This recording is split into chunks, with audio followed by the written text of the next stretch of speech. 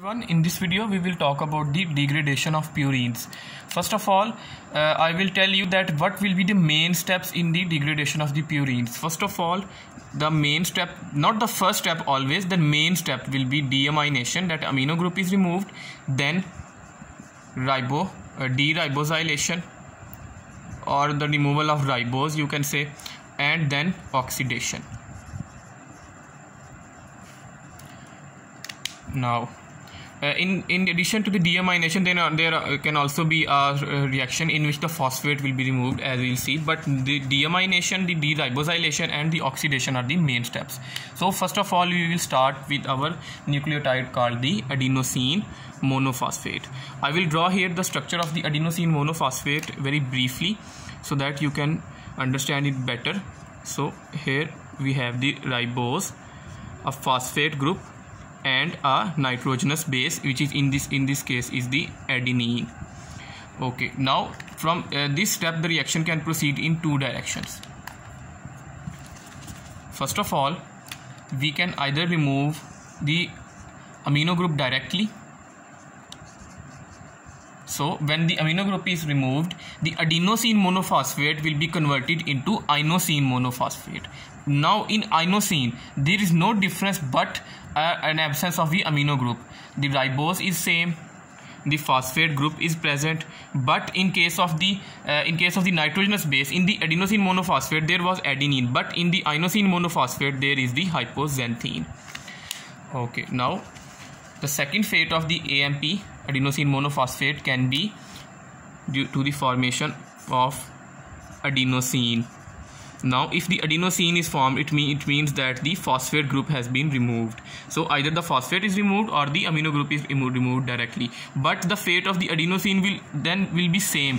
As I told you that the main step is the deamination. So when the deamination of the adenosine happens, it will be converted into compound called inosine, which means that the adenine is deaminated to produce hypoxanthine, and the addition of the ribose forms the inosine. Now this IMP, if from the inosine monophosphate the phosphate is removed, then this will also called the inosine. Now we are done with the amination. Now we need to remove the ribose group. So the removal of the ribose from the inosine, if the ribose is removed, the ribose sugar is removed, the enzyme will be phosphorylase enzyme, inosine phosphorylase. The inosine phosphorylase removes the ribose from the inosine, and the remaining nitrogenous base will be left.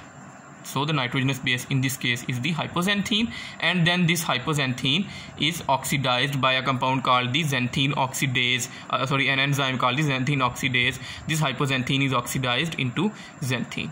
Now we need to digress here for a moment and bring about the other purine nucleotide, that is the guanosine monophosphate. The guanosine monophosphate also undergoes, first of all it undergoes the removal of the phosphate, and after the removal of the phosphate the remaining compound is called the guanosine, and then this guanosine undergoes the removal of ribose, and after the removal of the ribose only guanine is left, and then this guanine is deaminated to produce xanthine. The removal of the amino group from the guanine will lead to the formation of the xanthine. So both of these pathways, both of the degradation pathways of the AMP and GMP meet together at a point during the formation of the xanthine, and then this xanthine will be acted upon by an enzyme called xanthine oxidase, and it will be converted into uric acid, which will be removed in the urine. In the next video we will talk about the deficiency of this xanthine oxidase enzyme, which will lead to the formation of the increased formation of the uric acid and led to the gout. Thank you very much. Please subscribe to my channel and share my videos.